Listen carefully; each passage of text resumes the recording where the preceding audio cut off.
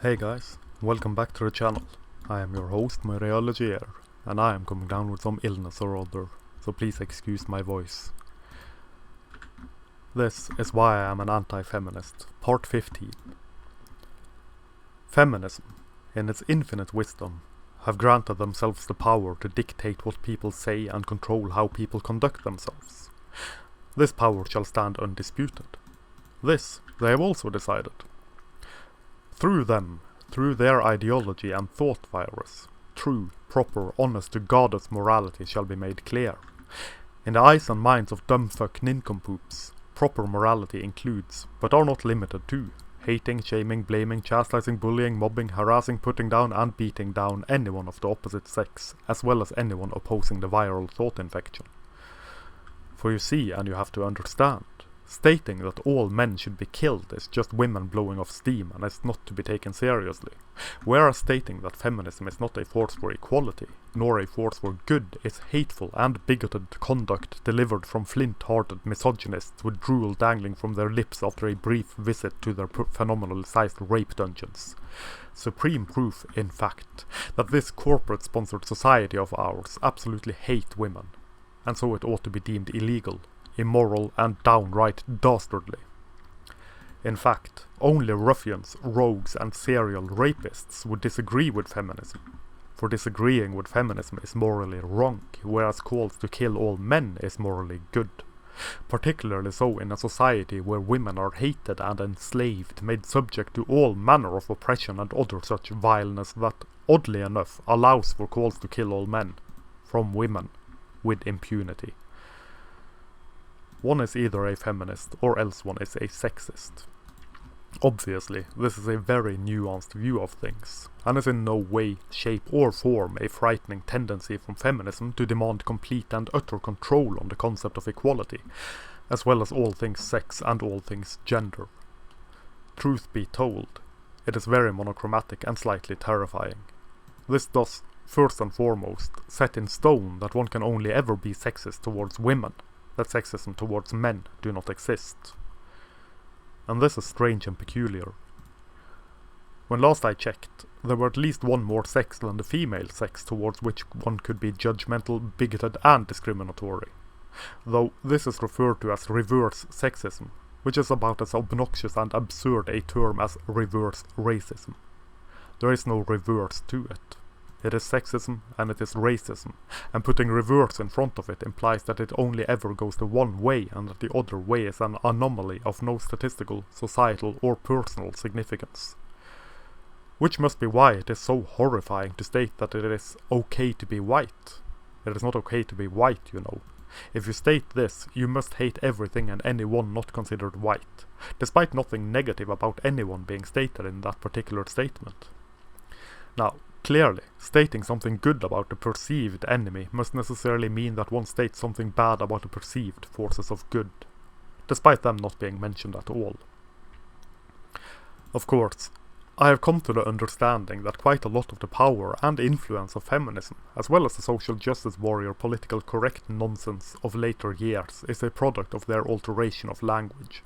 Switching words around and altering definitions so that the words do not mean what they actually mean, but that they mean what the hive mind want them to mean.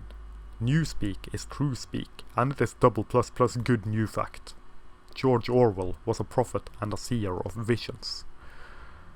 For someone to be sexist, or racist, or this, that or the otherist, there has to be institutional power and so and such and various other assorted and finely refined poops. There is a qualifier then, of magnificent bullshittery with which one is to be aptly measured on the grand and unifying scale of poop and fuckery, which fits nicely into the worldview of feminism nicely and neatly, considering the spiel and muck of the past few years that all of Western society is a, quote, white supremacist patriarchy, end quote. Thus, one cannot be racist towards white people as they hold the power, nor can one be sexist towards men for the very same reason. And why is it so? Because feminism and similar strains of the thought virus decided that it is so. Since they are the arbiters of morality, it has to be true. Because feminism and similar strains of the thought virus decided that it is so. The only true thing in the world is feminism and the preposterous propaganda of the social justice warrior elites. Everything else is relative. There are no objective truths, except feminism and their ilk, the clingers-on and hangers-on. And of course, the immaculate truth that there are no objective truths, except these few objective truths which must not be questioned, particularly not by the perceived enemy. With these qualifiers in place, equality does not mean treating people equally. It has come to mean that some people must be treated better and some people treated worse than others, so that some people shall be hoisted to the perceived level that some other people are at, and some people be pushed down into the perceived muck that some other people are at. You can usually tell who is whom by looking to the colour of their skin and whether or not they have a dick. All for equality and not judging people by the colour of their skin and the form and function of their genitalia, of course and obviously. For theirs is the poop and the power and the glory and the virus, forever and ever. Amen.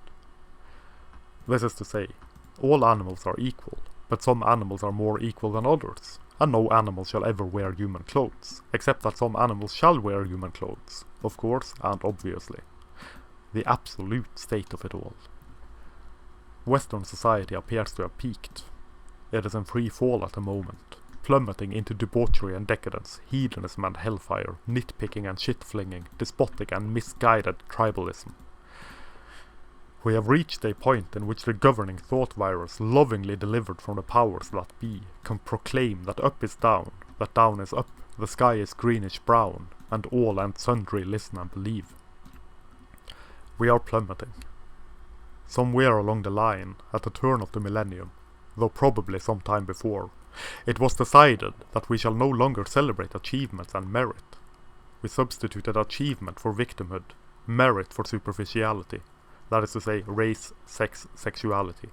We decided that how victimhood and superficiality intertwine and intermingle is more important than what we accomplished and how we accomplished it.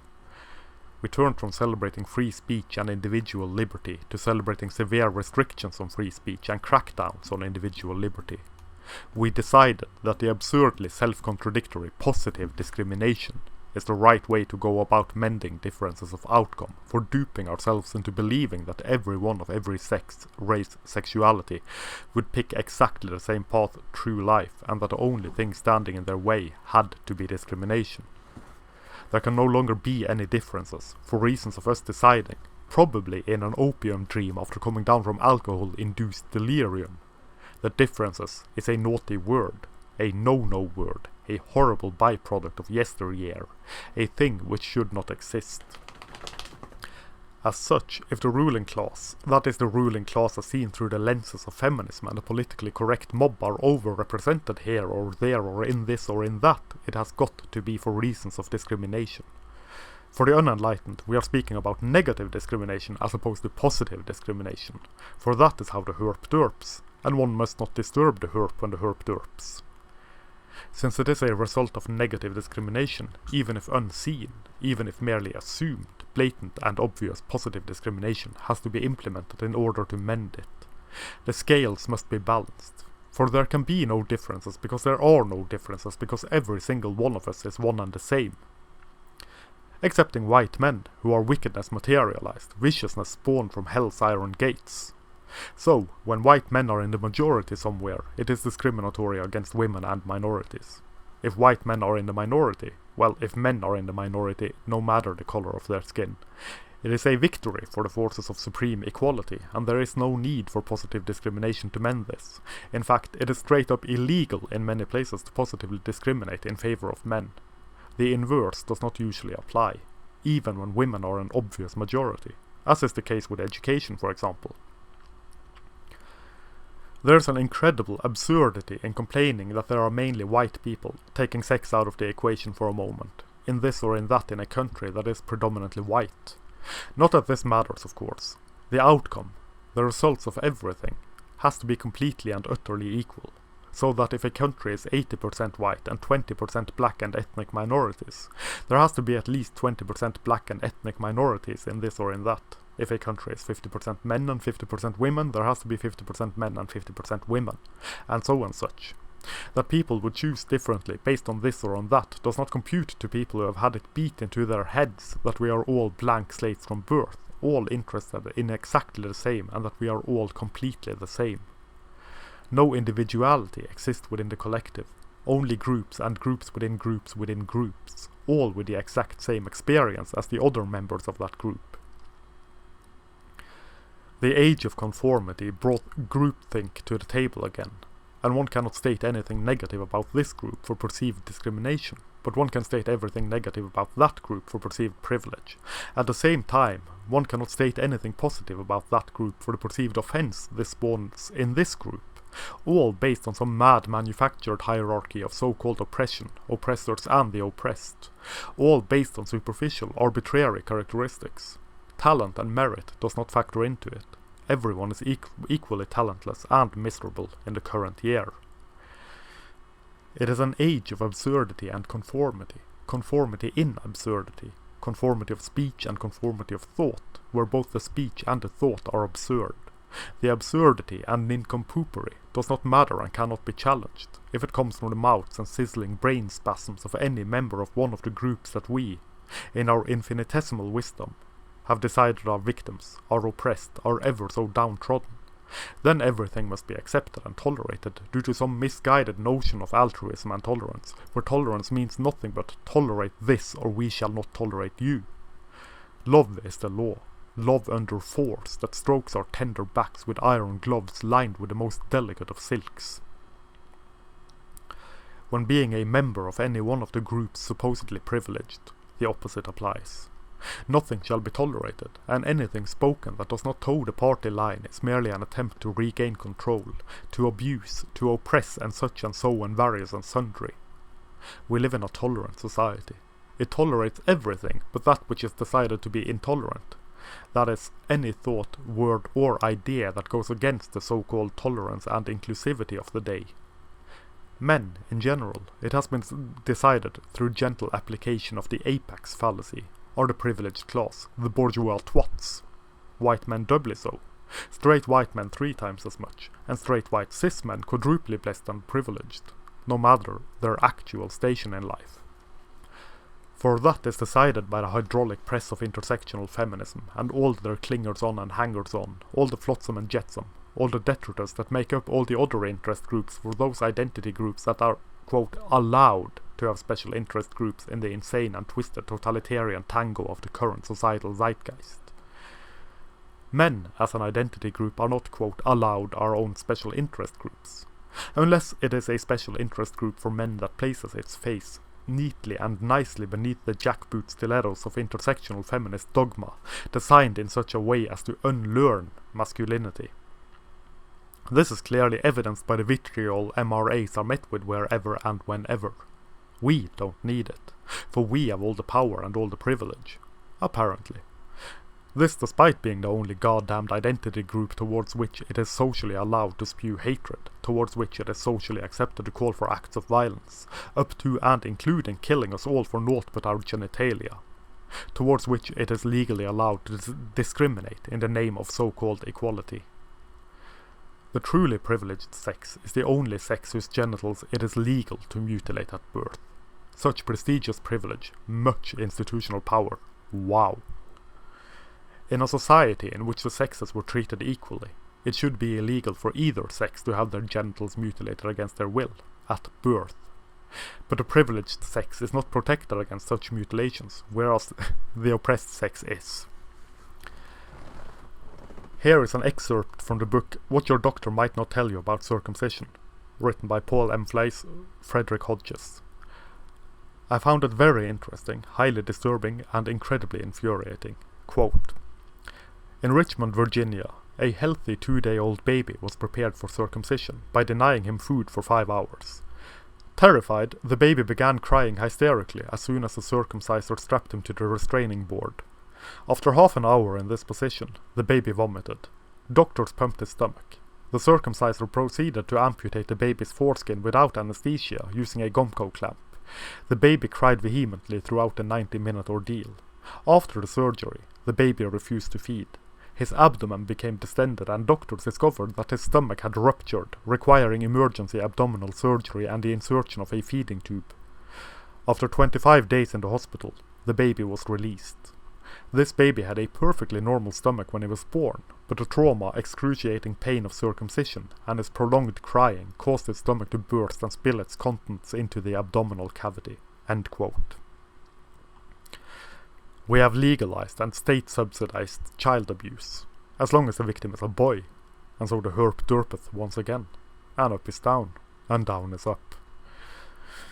In Norway, the reason given for allowing the genital mutilation of baby boys is that they do not wish to discriminate against minority cultures and religions. It is quite alright to discriminate against boys and men, to strip them of their bodily autonomy, as long as you don't piss off the minority religions and cultures, for they shall have great sway in deciding the laws and rules of the land and majority culture. Except when you refuse them to mutilate their daughters, of course. Then you may very well piss them off, for girls and women are so discriminated against, thought so little of, that they are protected by law against any form of genital mutilation, whereas boys are not. Even when both should be protected for the very simple reason that we should not be mutilating the genitals of children. We should not be mutilating healthy children. A very radical thought for sure, but there you have it. I cannot help but be a radical. And this is very blatant gendered discrimination. Very obvious gendered discrimination. Very hypocritical as well, showcasing all the double standards we have come to know and love from this society that just hates women so much, as the reasons the Norwegian government has given for allowing the mutilation of baby boys' penises could just as well be used to allow for the mutilation of baby girls' vaginas. And it is written into law. So, institutionalized gendered discrimination perhaps and perchance. Well, I'll be damned. And that, I think, will be that for this ramble. Join me next week if you are ready, willing and able for some more rambling on the topic of anti-feminism, non-feminism, men's rights and the intertwined and intermingled up-fuckery of our societies, delivered straight from the aching hands and mumbling mind of a high-strung neurotic with more caffeine in his veins than blood. Until next time. Thank you very much for watching. Here follows an outro most befitting a video of this nature, a blatant attempt at virtual panhandling. Should you wish to support this channel, as well as my blog and any further endeavours this strange path will take me on, there are a few ways you can do that. The easiest would be to like, share and subscribe, as well as clicking the sometimes functional notification bell. Having the message, such as it is, manspread and mansplained far and wide will do wonders. You could also support my rambling and barely contained insanity by buying my books, which are linked below. More books will be made available as time allows. I also have a Redbubble shop, linked below, where you can buy prints in various forms of some of the artwork presented in my videos. Or you can contact me through the contact form on my blog for original artwork, commissions or prints direct from the source, so to speak. Until next time, I am your humble bearded bard, Morea Legier, manspreading majestically beneath the steel sky of doom.